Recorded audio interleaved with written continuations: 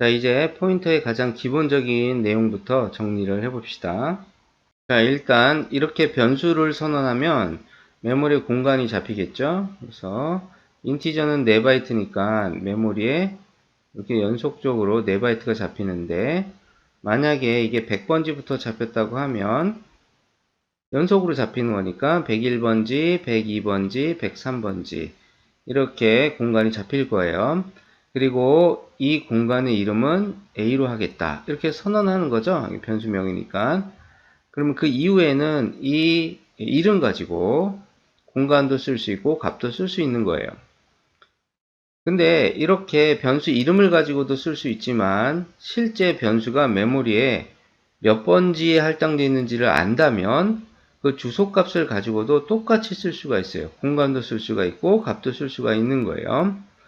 자, 근데 문제는 실제 이 변수명은 우리가 선언을 했으니까 그 이름을 알고 있고, 그래서 그 이름 가지고 쓸 수가 있지만, 메모리에 몇 번지 할당되어 있는지는 프로그램이 실행이 될 때 결정이 되는 거고, 또 실행될 때마다 메모리 상황에 따라 달라질 수가 있어요. 따라서 그 주소값을 우리가 사용을 하려면 연산을 통해서 계산을 해줘야 됩니다. 그때 사용하는 연산자가 주소 연산자다, 이렇게 생겼어요. 그리고 변수명 앞에다가 이렇게 붙이면은 이 변수가 실제 메모리 몇 번지부터 할당되어 있는지 주소값을 계산해 준다, 그런 얘기예요. 자, 근데 이 주소값이 이 인티저는 4바이트니까 4개가 있을 거 아닙니까? 이렇게 4개가. 근데 그 중에 뭘 계산해 준다? 요 첫 번째 바이트의 주소값. 이게 첫 번째 바이트잖아요. 그리고 그 주소값을 계산해 주는 거예요. 근데 모든 변수가 메모리 연속적으로 할당이 되지, 뭐 100번째 할당됐다, 200번째 할당됐다, 이렇게 따로따로 떨어진 위치 할당되지 않습니다. 그럼 하나의 데이터가 아니니까. 따라서 첫 번째 바이트의 주소값이라고 하는 거는 이제 차례차례 하나씩 증가하면서 이어지니까 시작 주소값이다, 이렇게 얘기할 수가 있겠네요. 따라서 주소 연산자는 뭘 계산해 준다? 변수의 시작 주소값을 계산해 준다. 시작 주소값을 계산해 준다. 자, 이 시작 주소값, 값 자체는 만약에 100번째부터 할당되어 있다면 100이 되겠죠? 이걸 출력을 해볼 수도 있어요. 그러면 실제 할당된 그 주소값을 확인해 볼 수가 있습니다. 자, 요 주소값을 가지고 우리가 이 변수 A의 공간이나 값을 쓸 수가 있는데, 이걸 그냥 바로 쓰는 게 아니고 보통 변수에다가 저장을 해서 계속해서 씁니다. 그때 사용해주는 변수가 포인터가 되는 것이죠. 자, 그러면 이 주소값을 저장하기 위한 메모리 공간을 확보해야 되고, 그러려면 또 포인터 선언이 필요한 거예요. 포인터 변수를 선언을 해보자.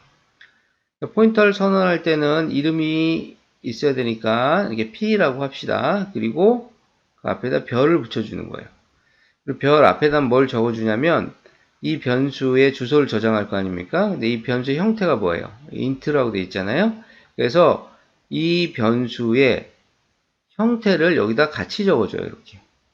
이렇게 하면은 이 포인터 변수 P는 인티저형 변수의 주소를 저장하는 포인터 변수예요, 그런 뜻이 돼요. 자, 이렇게 선언을 하게 되면 변수 선언이니까 메모리 공간이 잡히겠죠? 이렇게 4바이트가 잡힌다, P라는 이름으로. 얘도 물론 이렇게 바이트 단위로 어떤 주소값이 있겠죠? 이거 200번지였다. 그럼 201번지, 202번지, 203번지까지 이렇게 잡힐 거예요. 그쵸? P도 변수니까. 보통 포인터 변수가 32비트 컴파일러에서는 4바이트로 잡히고, 요즘 컴파일러는 8바이트 잡히기도 합니다. 이렇게 잡히고, 그리고 그 공간이나 값을 사용할 때 이제 뭘 가지고 쓰겠다? P라는 변수 이름 가지고 쓰겠다, 그런 얘기죠.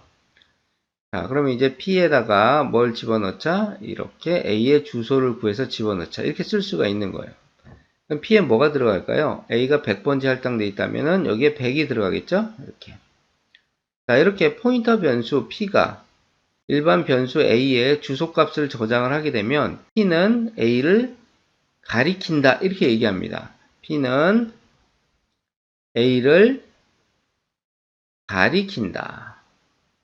자, 이 가리킨다라는 말의 의미는 뭐냐면, P가 포인터 변수란 뜻이고, 이 포인터 변수에는 변수 A의 주소가 저장되어 있어요. 그런 뜻이에요. 이 가리킨다는 의미는. 자, 그리고 더 간단하게 이렇게 화살표로 이렇게 표시를 해줍니다. 뭐 이렇게 P가 A를 가리킨다. 이렇게 표시할 수 있겠죠? 여기 그림상에서도 이렇게 표시를 할 수가 있습니다. 자, 그래서 가리킨다는 말의 의미가 주소를 가지고 있다 그런 뜻이기 때문에 P가 A의 주소를 가리킨다 그렇게 해버리면 P는 A의 주소의 주소값을 저장하고 있다 그런 뜻이 돼버리는 거잖아요. 그죠? 그래서 이 가리킨다는 말의 의미를 정확하게 알고 쓸 필요가 있습니다.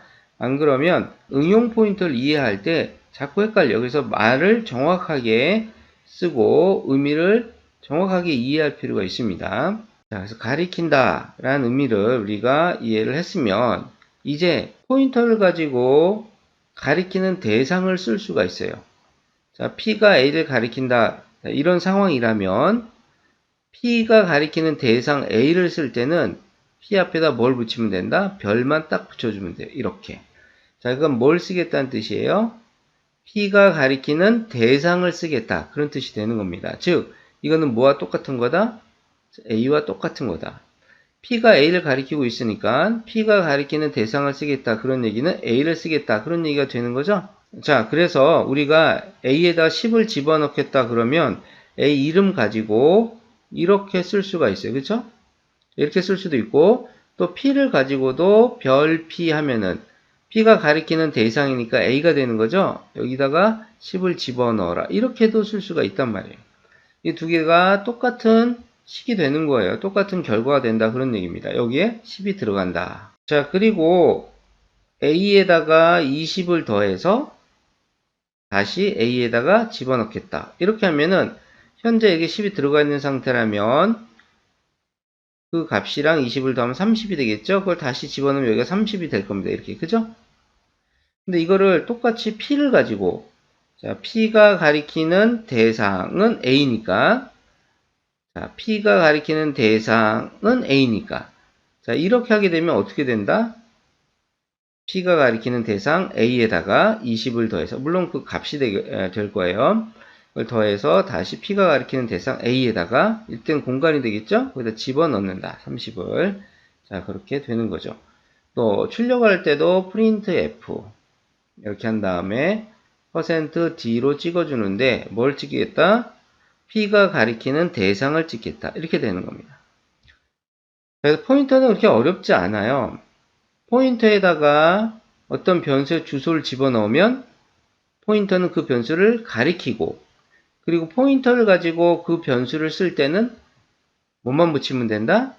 포인터 변수 앞에다가 별만 붙이면 된다. 그러면 가리키는 대상을 사용하는 것이다.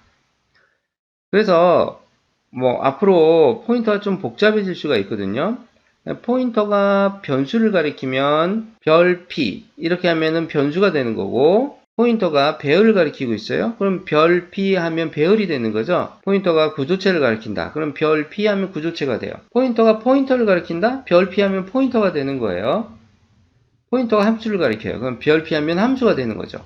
그래서 우리가 배열, 구조체, 함수, 변수 이런 것들을 알고 있는데 배열 포인터, 구조체 포인터, 함수 포인터 이런 것들을 모른다. 이건 말이 안 되는 거죠. 포인터가 배열을 가리키고 있다?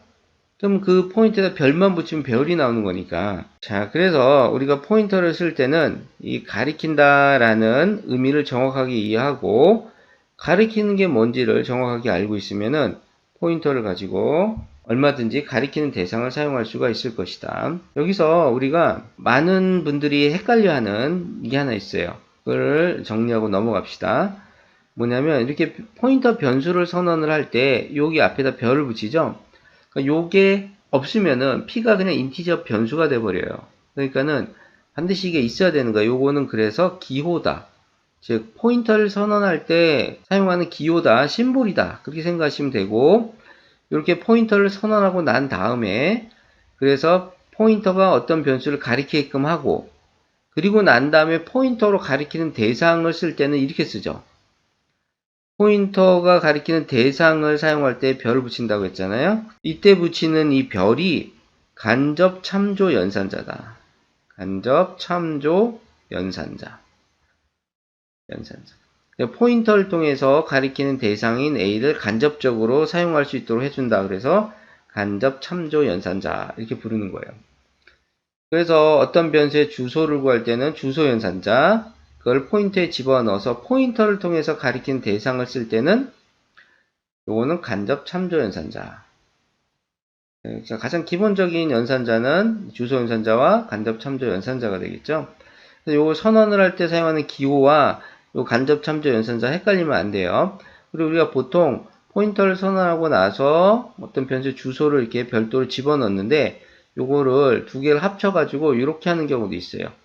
이렇게 포인터를 선언함과 동시에 이렇게 주소 연산자를 집어넣는다. 이때 얘는 기호일까요? 간접 참조 연산자일까요? 지금 선언하고 있잖아요. 그쵸? 이렇게 기호죠. 그쵸? 선언을 하면서 바로 A 주소를 집어넣는 거지. A, P에다가. P가 가리키는 대상을 쓰고 있는 거 아닙니다. 이거를 확실히 구분을 해야 되겠죠.